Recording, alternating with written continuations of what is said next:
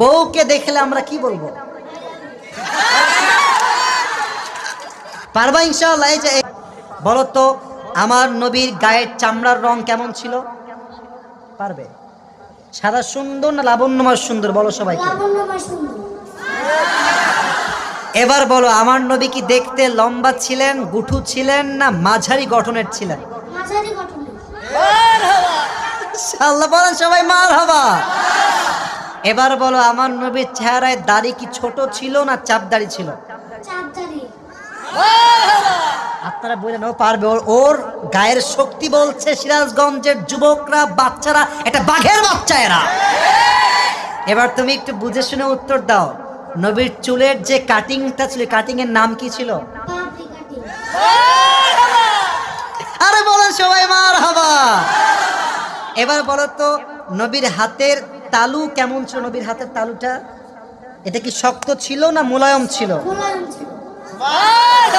Okay option দিলে যেটা right option সেটাই সে চুজ করছে। বলেন সবাই মারহাবা। 1 নাম্বার সে পাস, 1 নাম্বার সাবজেক্ট শেষ। 2 নাম্বার বলো তো, আমার নবীর সম্মান আল্লাহ বোঝাবার জন্য যখন মালাকুল মত নবীর কাছে আসলেন, নবীর রূহ কি এসেই কবজ করলেন, নবীর কাছে পারমিশন চাইলেন? বলেন সবাই মারহাবা। আচ্ছা বলো তো, নবীর আদর্শের ক্ষেত্রে নবী বাবা হিসেবে যখন ফাতেমাকে বিয়ে দিবেন, ফাতেমার কাছে এসে, এটা ওর জন্য বোঝা একটু কষ্টকর, তাই বোঝাবার স্বার্থে সহজ করছি, বাবা হিসেবে ফাতেমার কাছে এসে নবীজি কি বললেন বিয়ের ব্যাপারে? বলবে এসেই বললেন বিয়ে দিয়ে দিব, না তুমি রাজি আছো কিনা মা তাই বলো, কি বলেছেন? এর চাইতে সহজ আর হতে পারে না, ঠিক কিনা বলে? আচ্ছা এবার তুমি বলো তো, নানা হিসেবে নবী কেমন ছিলেন? আমি বলার জন্য একটা হাদিস বলেছিলাম, যখন হাসান হোসাইন আসতেন নানার কাছে, হাসান আর হোসাইন সালাম দিতেন আগে না নবী নিজেকে সালাম দিতেন?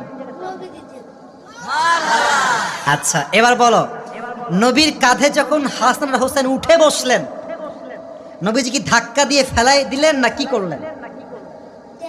দেন নাই। বলেন সবাই মারহাবা। তাহলে বাচ্চারা মসজিদে আসলে আমরা কি তাড়ায় দিব না আদর করব? কি করব? ও নিজেই বাচ্চা। বলেন সবাই মারহাবা।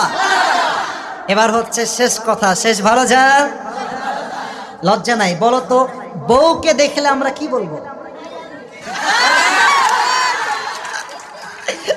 বউকে দেখলে আমরা কি বলবো? এই তোমার নাম কি?